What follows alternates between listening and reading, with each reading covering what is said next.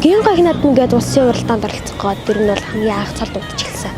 Тийм тэгээд түүнээс хойш баг 20 жил гад явж байна. Одоо мөрний цал дуудаад дуулдаг гэсэн юм. Тийм дуулдаг. Одоо цохиолын дүнүүд дуулдаг гэсэн тийм. Нэг тийм амир нөгөө дасгал масгал хийж инээ тэрэ болж байгаагүй. Тэгэл гэхдээ одоо нэг иймэрхүү явбал зүгээр юм байна да гэл нэг тиймэрхүү бодолтой. Тэгэл дотроо бэлдэнэ гэдэг шиг тийм байсан тийм. Унсан эзэн улсын баатар эзэн хөлбөрний баатар яагаран төрүүлдэг удмаараа нэгтгэд тодмагна тайтарган жолоогаан өргөөлөн соллуулагч бат дээр хурдан сайхан хөлгөөдөө